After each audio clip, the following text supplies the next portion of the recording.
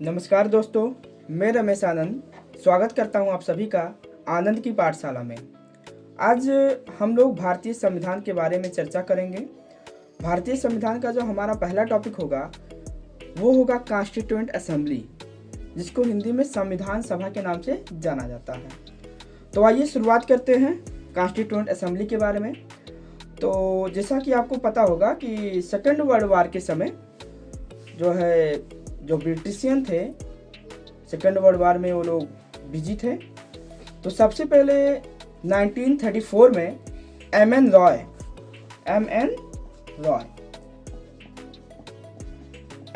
ने 1934 में सबसे पहले ब्रिटिश से संविधान सभा की मांग की। उन्होंने कॉन्स्टिट्यूएंट असेंबली की मांग की।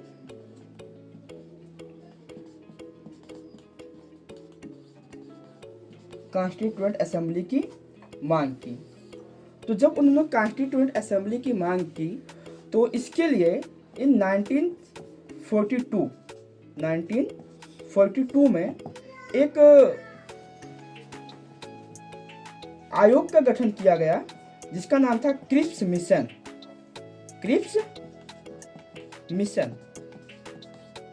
इन 1942। क्रिप्स मिशन में सबसे पहले ये समझ लीजिए कि ये अंग्रेजों के द्वारा भारत को दिया गया एक लॉलीपॉप के तरीके से था। क्रिप्स मिशन में केवल ये बताया गया कि जो इंडियंस हैं वो सेकेंड वर्ल्ड वॉर जब तक ख़त्म नहीं होता है तब तक इंतज़ार करें। जैसे ही सेकेंड वर्ल्ड वॉर ख़त्म होगा उनको कॉन्स्टिट्यूएंट असेंबली कंडक्ट करने की अनुमति प्रदान की जाएगी। गांधी जी ने इसका विरोध भी किया क्योंकि वो कह रहे थे कि हमें अभी शुरुआत करनी है तो हम बाद में इतना इंतज़ार क्यों करें।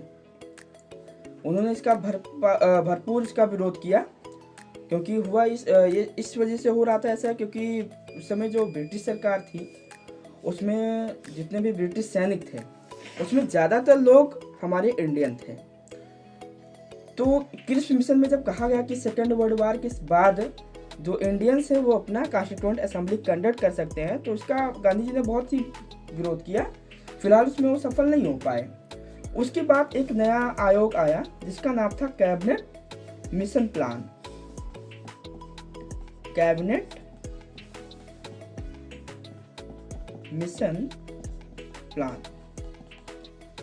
इन 1946। कैबिनेट मिशन प्लान जो आया 1946 में, इसके मेन दो ऑब्जेक्टिव थे। पहला ऑब्जेक्टिव इसका था transfer of power to Indian.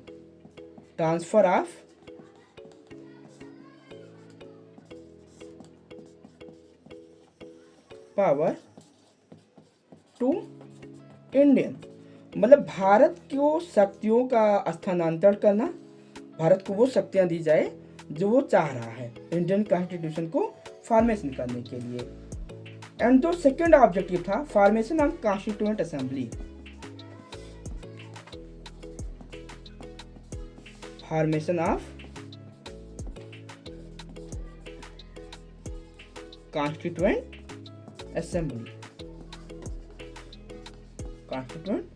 Assembly. तो हमसे पूछा जाता है कि जो संविधान सभा की शुरुआत हुई वो किस मिशन आयोग के द्वारा शुरुआत हुई। तो उसमें आपका ऑप्शन जाता है कैबिनेट मिशन प्लान के द्वारा इन 1946 में। तो ये भी पूछा था कि संविधान सभा की सबसे पहले मांग किसने की। तो संविधान सभा की सबसे पहले मांग की थी एम एन रॉय ने इन 1934 में, लेकिन इसको मंजूरी जाके मिली 1942 के बाद में 1946 में जो कैबिनेट मिशन प्लान बनाया गया इसमें जो है इसको मंजूरी मिली। और जो कैबिनेट मिशन आयोग थे इसका दो ऑब्जेक्टिव था, transfer of power to Indians मतलब भारत को शक्तियों का स्थानांतरण करना, and formation of their constituent assembly, वो अपने कॉन्स्टिट्यूएंट असेंबली को कंडक्ट कर सकते हैं। जो कैबिनेट मिशन आयोग था ये 3 मेंबर सिस्टम था, इसमें 3 मेंबर थे। ये 3 मेंबर सिर्फ सिस्टम था, 3 मेंबर थे इसमें। तो इसमें जो पहला था वो चेयरमैन का पोस्ट था, चेयरमैन, और दूसरा और तीसरा जो था वो मेंबर थे। तो ये दूसरे और तीसरे नंबर पे मेंबर थे। तो जो चेयरमैन थे उनका नाम था lord Pethick Lawrence. Lord Pethick Lawrence. और जो मेंबरशिप में थे, एक थे सर स्टेफोर्ड क्रिप्स।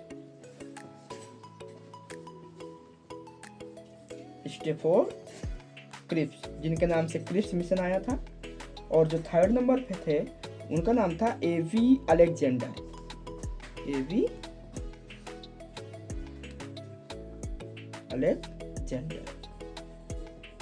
तो कभी कभी यही पूछ लिया जाता है कि जो कैबिनेट मिशन प्लान था वो कितने मेंबरशिप का जो है, कितने मेंबर्स थे उसमें। तो उसमें 3 मेंबर की प्रणाली थी। उसमें एक चेयरमैन थे और 2 मेंबर थे। जो चेयरमैन में कौन थे, लॉर्ड पैथविक लॉरेंस थे। और दूसरे नंबर पे थे सर स्टेफोर्ड क्रिप्स, जिनके द्वारा क्रिप्स मिशन आयोजित किया गया था। और जो थर्ड नंबर पे थे वो एवी अलेक्जेंडर थे। क्रिप्स मिशन क्रिप्स मिशन के बाद जो कैबिनेट मिशन प्लान आया उसमें भारतीयों को तुरंत ऐसे मंजूरी नहीं दी गई, क्योंकि मिशन जो कैबिनेट मिशन था, कैबिनेट मिशन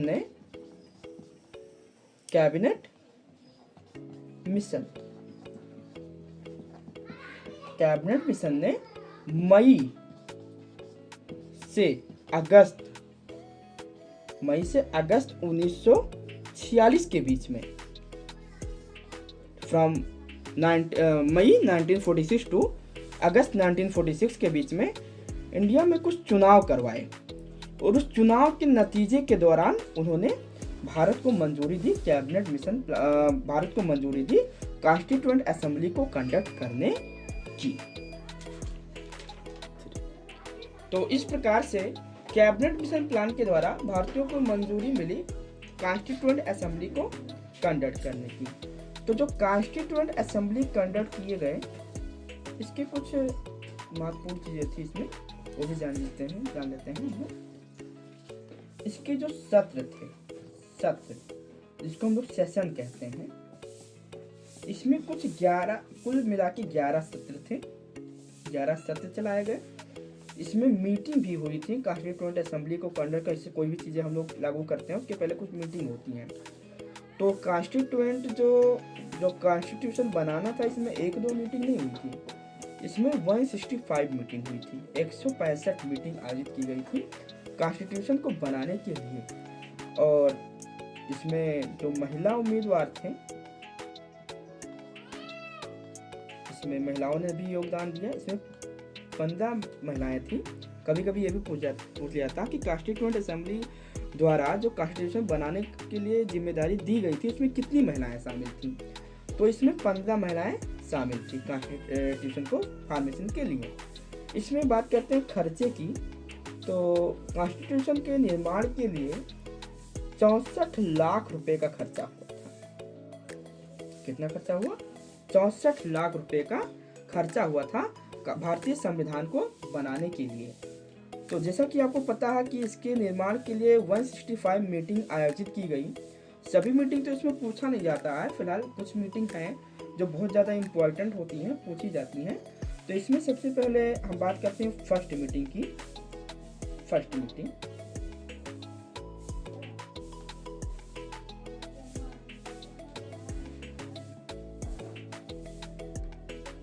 फर्स्ट मीटिंग जिसको हम लोग पहली बैठक कहते हैं।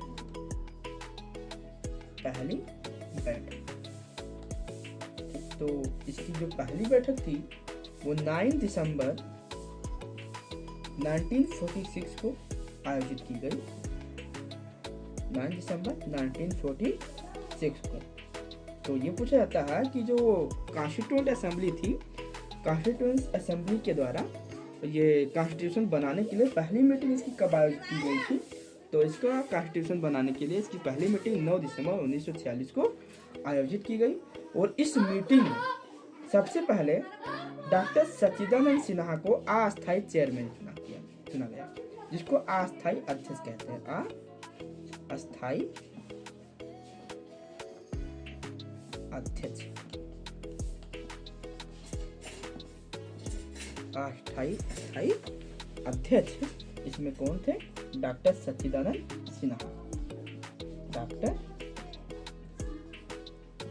सच्चिदानंद सिन्हा। तो पूछा जाता है कि जो कॉन्स्टिट्यूशन का निर्माण हुआ उसकी जो पहली मीटिंग की गई उसके अस्थायी अध्यक्ष कौन थे? तो उसके अस्थायी अध्यक्ष थे डॉक्टर सच्चिदानंद सिन्हा। इसकी जो सेकंड मीटिंग थी, सेकंड मीटिंग ठीक उसके 2 दिन बाद 11 दिसंबर 1946 को आयोजित की गई। 11 दिसंबर 1946 को आयोजित की गई। उस दिन इसके अस्थायी अध्यक्ष को नियुक्त किया गया और अस्थायी अध्यक्ष के रूप में गेस कीजिए किसको नियुक्त किया गया होगा? अस्थायी अध्यक्ष के रूप में इसमें नियुक्त किया गया डॉक्टर राजेंद्र प्रसाद को। डॉक्टर राजेंद्र प्रसाद, ठीक है। यहाँ आप इसको हमेशा याद रखिए कि कभी क्वेश्चन पूछा जाए कि who is the first chairman of constituent assembly, तो वहाँ पे आपको हमेशा जवाब देना है डॉक्टर सच्चिदानंद सिन्हा, क्योंकि वहाँ टेम्प्रोरी की बात नहीं की जा रही है। अगर टेम्प्रोरी हो चाहे परमानेंटली हो, लेकिन फर्स्ट टाइम जो चेयरमैन बनता है वही चेयरमैन कहलाता है। तो first chairman of constituent assembly अगर पूछा जाए तो उसमें आपको जवाब देना रहेगा डॉक्टर सच्चिदानंद सिन्हा। लेकिन अगर ऐसा पूछा जाए कि कौन इसके अस्थायी अध्यक्ष थे, तो वो है डॉक्टर सच्चिदानंद सिन्हा, और इसके कौन अस्थायी अध्यक्ष थे, तो डॉक्टर राजेंद्र प्रसाद। कभी कभी ये भी पूछ लिया जाता है कि जो अस्थायी अध्यक्ष नियुक्त किया गया था डॉक्टर राजेंद्र प्रसाद को, उसको कॉन्स्टिट्यूएंट असेंबली की पहली मीटिंग के द्वारा जो है ये दर्जा दिया गया था या उसकी दूसरी की मीटिंग के द्वारा। तो डॉक्टर राजेंद्र प्रसाद को अस्थायी अध्यक्ष नियुक्त किया गया था दूसरी मीटिंग के द्वारा, और डॉक्टर सच्चिदानंद सिन्हा को अस्थायी अध्यक्ष नियुक्त किया गया था पहली मीटिंग के द्वारा। तो यहाँ तक हम लोग जान चुके हैं। अब हम बात करते हैं इसकी तीसरी मीटिंग की। तो इसकी जो थर्ड मीटिंग थी, थर्ड मीटिंग ठीक इसके 2 दिन बाद, ठीक इसके 2 दिन बाद कितनी तारीख को? 13 दिसंबर 1946 को आयोजित की गई। और इस 13 दिसंबर 1946 को जो प्रस्तावना उद्देश्य का है, ऑब्जेक्टिव रेजोल्यूशन, इसको सबसे पहले प्रस्तुत किया हमारे जो फर्स्ट प्राइम मिनिस्टर थे पंडित जवाहरलाल नेहरू ने। पंडित नेहरू ने ऑब्जेक्टिव रेजोल्यूशन,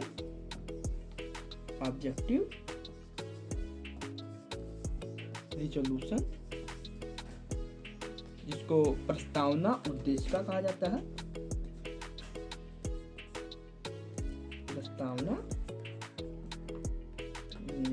उद्देशिका,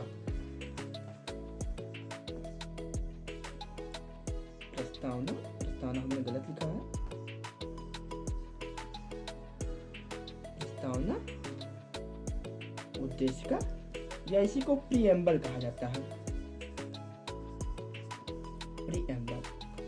तो तीसरी मीटिंग में पंडित जवाहरलाल नेहरू ने जो प्रस्तावना उद्देशिका था, ऑब्जेक्टिव रेजोल्यूशन, इसको संविधान सभा में प्रस्तुत किया।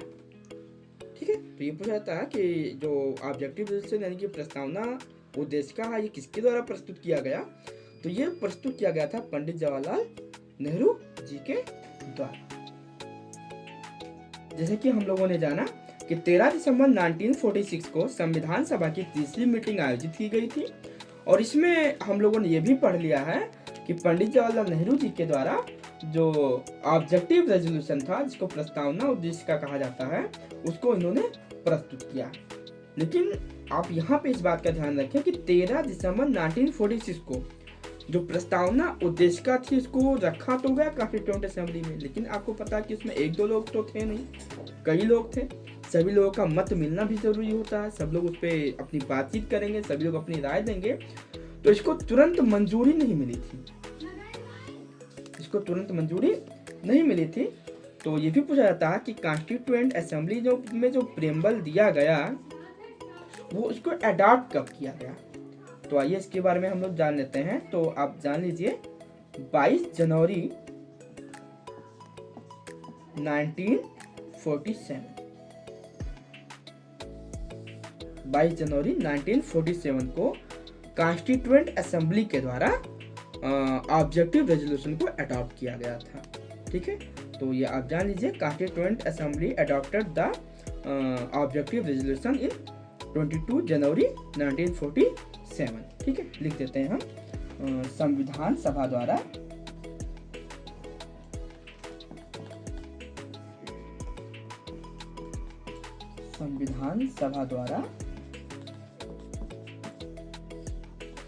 प्रस्तावना उद्देशिका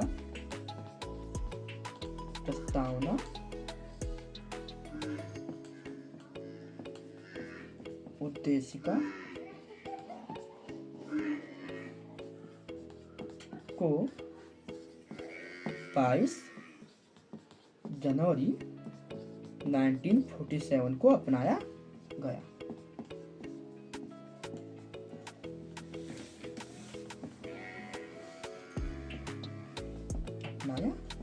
ठीक है, तो ये पूछा जाता है कि संविधान सभा द्वारा प्रस्तावना उद्देशिका को कब अपनाया गया। तो संविधान सभा द्वारा प्रस्तावना उद्देशिका को 22 जनवरी 1947 को अपनाया गया था। अगर ये पूछ ले कि कॉन्स्टिट्यूएंट असेंबली द्वारा यानी कि संविधान सभा द्वारा जिसको कब प्रस्तुत किया गया था संविधान सभा में, तो इसको 13 दिसंबर 1946 को प्रस्तुत किया गया था। प्रस्तुत किसने किया था? तो पीटी नेहरू ने प्रस्तुत किया था। ये आपको पता है, ये मैंने पहले ही बता दिया है। तो पीटी नेहरू के द्वारा इसको 13 दिसंबर 1946 को प्रस्तुत किया गया। बहुत गहन अध्ययन करने के बाद, सलाह मशवरा के बाद, सबका रिव्यू लेने के बाद 22 जनवरी 1947 को जो कॉन्स्टिट्यूएंट असेंबली थी इसको प्रस्तावना उद्देशिका को अडॉप्ट कर लेती है, मतलब इसको अपना लेती है कि हाँ इसको हम अपने इंडियन कॉन्स्टिट्यूशन में जोड़ेंगे। तो जैसे आप 22 जनवरी जान चुके हैं, इसी से मिलता जुलता डेट जान लीजिए 22 जुलाई 1947। जो 22 जुलाई 1947 था, इसी के दिन जो कॉन्स्टिट्यूएंट असेंबली थी, कॉन्स्टिट्यूएंट असेंबली 22 जुलाई 1947 को कॉन्स्टिट्यूएंट असेंबली के द्वारा हमारा जो राष्ट्रीय ध्वज है, राष्ट्रीय ध्वज, हाँ राष्ट्रीय ध्वज को अपनाया गया।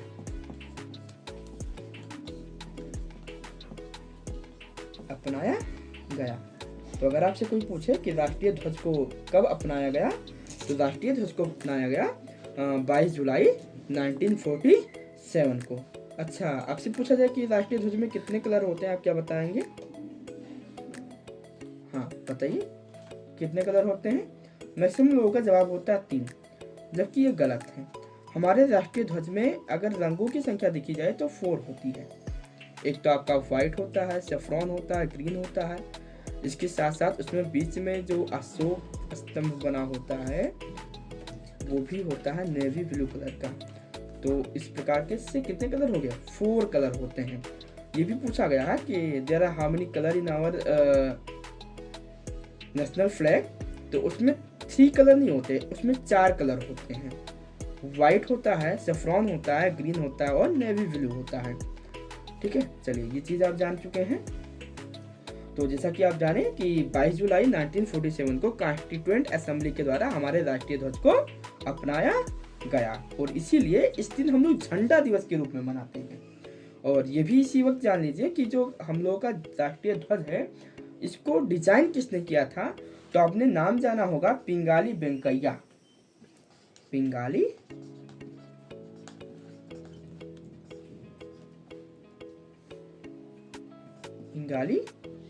वेंकैया द्वारा इसका डिजाइन तैयार किया गया था।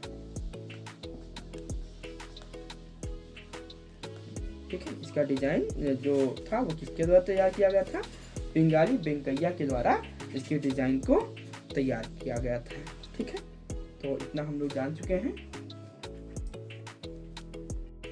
तो इसके बाद हम लोग मिलते हैं अपने अगले वीडियो में। उम्मीद है आप सबको ये वीडियो काफ़ी पसंद आया होगा, और कोई भी सुझाव आपका है तो आप जरूर शेयर करें।